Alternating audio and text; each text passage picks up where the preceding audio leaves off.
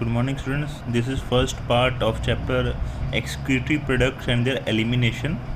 तो बेसिकली इसमें हम एक्सक्रीशन के बारे में पढ़ेंगे जो कि एक बॉडी का बहुत ही इम्पॉर्टेंट प्रोसेस है। और बेसिकली हमारी बॉडी जो है, हमने लास्ट चैप्टर्स में पढ़ा था, हमको फूड चाहिए हमारी बॉडी को। फूड को हम यूज़ करते हैं, एनर्जी लेते हैं उससे, और फिर क्या होता है, वेस्ट प्रोडक्ट जो है प्रोड्यूस होता है। एक तो जैसे कार्बन डाइऑक्साइड हुआ था, वो तो हमने थ्रू रेस्पिरेटरी सिस्टम उसको बाहर रिलीज़ कर दिया था बॉडी के। एंड जो कुछ वेस्ट अब जो हमारे डाइजेस्टिव ट्रैक्ट में बच जाता है, उसको हम कैसे बाहर रिलीज़ करते हैं, इस चैप्टर में वो सारा हमको दिया हुआ है। Excreted products and there elimination. Basically, animals accumulate ammonia, urea, uric acid, carbon dioxide, water and ions like sodium, potassium, chlorine, phosphate, sulfate, etc. either by metabolic activity or by other means like excess ingestion. या तो हम ज़्यादा खा लें तो ये सब waste produce होता है, या फिर नॉर्मली हमारी बॉडी की जो मेटाबॉलिक एक्टिविटीज़ होती हैं उनके द्वारा भी ये सब चीज़ें प्रोड्यूस होती रहती हैं। Okay, these substance have to be remove totally और पार्शली। तो कुछ चीज़ों को तो हमें बॉडी से टोटली रिमूव करना पड़ता है और कुछ को पार्शली रिमूव करना पड़ता है। In this chapter you will learn about the mechanism of elimination of these substance with special emphasis on common nitrogenous waste, that is ammonia, urea and uric acid are the major form of nitrogenous waste excreted by animals. Ammonia is the most toxic form and require large amount of water for its elimination, whereas uric acid, being least toxic, can be removed with minimum loss of water. Okay, तो ये ammonia जो है सबसे ज़्यादा powerful waste होता है, मतलब toxic waste होता है। इसको ज़्यादा पानी चाहिए रिमूव होने के लिए। एंड जो यूरिक एसिड है ये सबसे लेस टॉक्सिक होता है, इसको सबसे कम पानी चाहिए। The process of excreting ammonia is ammonotelism. अब जो जो प्रोसेस है अमोनिया को एक्सक्रीट करने की, उसको हम बोलते हैं अमोनोटेलिज्म। बहुत सारी बोनी फिशेज़ हैं, aquatic amphibian, aquatic insect are ammonotelic okay in nature. Ammonia, as it is readily soluble, is generally excreted by diffusion across body surface or through the gill surface in fish as ammonium ions. अब क्योंकि ammonia को बहुत ज़्यादा पानी चाहिए remove होने के लिए, पता है फिशेस जो हैं वो पानी में रहती हैं, तो ये उनके अंदर ज़्यादा होता है और ये थ्रू जनरल बॉडी सरफेस के भी रिमूव हो जाता है।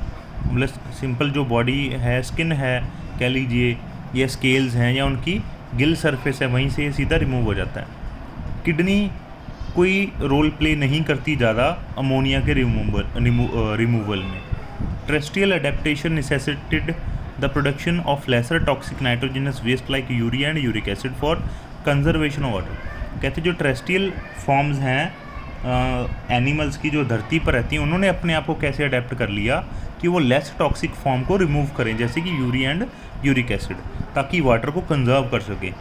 Mammals, many terrestrial amphibian and marine fishes mainly excrete urea and are called ureotelic animal. अब जो ये फिशेज़ हैं सारी, मैमल्स हैं, टेरेस्ट्रियल एम्फीबियंस हैं, मरीन फिशेज़ हैं, यूरिया को एक्सक्रीट करते हैं, जिसमें हम भी आ जाते हैं, तो उसको बोलते हैं यूरियोटेलिक एनिमल। एंड जो प्रोसेस होती है उसको बोलते हैं ureotelism. Process of releasing of urea is called ureotelism. Ammonia produced by metabolism is converted into urea in the liver of these animal and released into the blood which is filtered and excreted out by kidneys.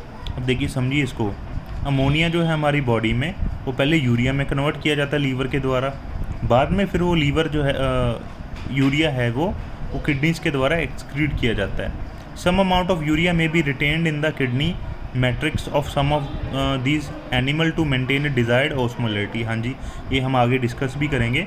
कुछ urea जो है kidney के अंदर रहता भी है ताकि वो बैलेंस एक बना रहे, ऑस्मोलैरिटी बनी रहे। Reptile, bird, land, snails and insect excrete nitrogenous waste uric acid in the form of pellet or paste with a minimum loss of water and are called uricotelic animals. तो इनको हम uricotelic animal बोलते हैं। ये as a paste और palette की form में waste को रिमूव करते हैं। रिप्टाइल, बर्ड, लैंड, स्नेल्स हो गए, इंसेक्ट हो गए, ये सारे एनिमल्स। तो यहाँ पे क्या है, a survey of animal kingdom present a variety of excretory structures. कहते हैं अगर हम सर्वे करते हैं एनिमल किंगडम का तो बहुत सारे हमें स्ट्रक्चर मिलते हैं एक्सक्रीशन के लिए भी, सिंपल ट्यूबुलर फॉर्म से लेके बड़े बड़े ऑर्गन तक मिलता है, जैसे कि किडनी है, बड़ा ट्यूबुलर ऑर्गन है किडनी। कुछ जो स्ट्रक्चर्स हैं हम यहाँ पे मेंशन किए हैं, प्रोटोनेफ्रिडिया और फ्लेम सेल, ये एक्सक्रीटरी स्ट्रक्चर है प्लेटीहेल्मिन्थ्स के अंदर। प्लेटीहेल्मिन्थ जैसे कि फ्लैटवर्म हो गए, प्लेनेरिया जैसे कि रोटिफर हो गया, कुछ एनालिड, कुछ सिफेलोकॉर्डेट हो गए जैसे कि एम्फिऑक्सिस, इनके अंदर क्या है फ्लेम सेल और protonephridia. Protonephridia are primary concerned with ionic and fluid volume regulation, that is osmoregulation. Nephridia are the tubular excretory structure of earthworm and other annelid.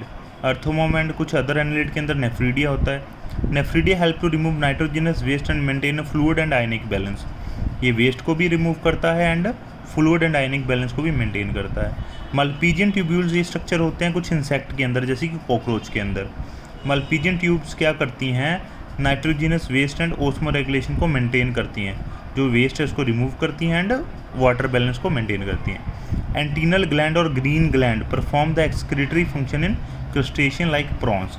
ये प्रॉन्स वगैरह जो होते हैं इनके अंदर एंटीनल ग्लैंड्स होते हैं। ओके, तो ये डिफरेंट तरह के स्ट्रक्चर हैं जो एक्सक्रीशन के लिए यूज़ होते हैं। हमारे अंदर तो पता ही आपको किडनी है हमारे पास, तो ठीक है, जिसको हम पढ़ेंगे भी, ह्यूमन एक्सक्रीटरी सिस्टम हमारा, जो नेक्स्ट वीडियो में हम पढ़ेंगे। ओके, तो ये था हमारा आज का वीडियो, और अगर इसमें से कोई भी प्रॉब्लम आए तो आप हमें व्हाट्सएप पे या कमेंट में पूछ सकते हैं। और लास्ट चैप्टर में अगर आपको कोई भी डाउट है तो प्लीज़ उसको आप क्लियर कर लीजिए एंड उसके क्वेश्चन आंसर्स के नोट्स आप सॉल्व करके बना लीजिए। Thank you.